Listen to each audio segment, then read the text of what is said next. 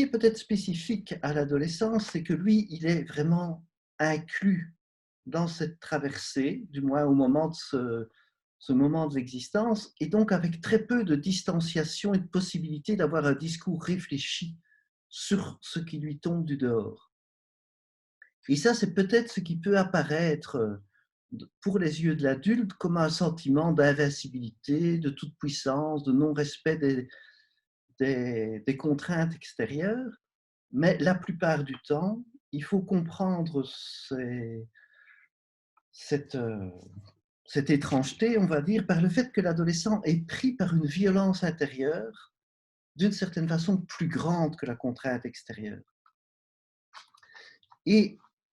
par rapport à cela, il est important de voir que le ramener simplement à ses responsabilités ou à son irresponsabilité, etc., le renvoie à sa violence intérieure. Donc, il s'agit pour les intervenants d'inventer des bords pour l'adolescent, mais des bords qui ne soient pas simplement des murs extérieurs. Parce que ces murs extérieurs, s'ils ne s'accompagnent de rien d'autre, vont enfermer l'adolescent avec sa propre explosivité intérieure, ce qu'il va vivre comme une intrusion de ses propres mouvements qui ne trouvent plus de récepteurs extérieurs.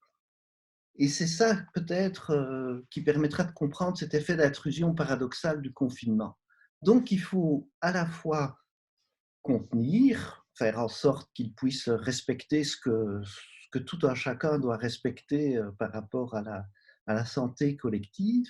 mais que ces manières de le contenir puissent aussi contenir et apaiser, consoler, raconter, interpréter ce qu'il vit de l'intérieur. Alors bien sûr, pour consoler, pour apaiser, on ne peut plus les prendre dans nos bras, ils ne peuvent plus venir nous interpeller de manière trop proche. Et donc c'est un véritable défi pour les intervenants, de comment parvenir à contenir, apaiser, consoler, raconter par téléphone, par Skype, par tous les outils qui d'ailleurs nous confrontent à une grande contradiction, puisque d'une certaine façon, on est dans la distanciation, et d'une autre manière, l'adolescent vient nous chercher dans quelque chose qui est beaucoup plus intime que d'habitude. Bon, c'est avec les adolescents, par exemple, que quand je compte faire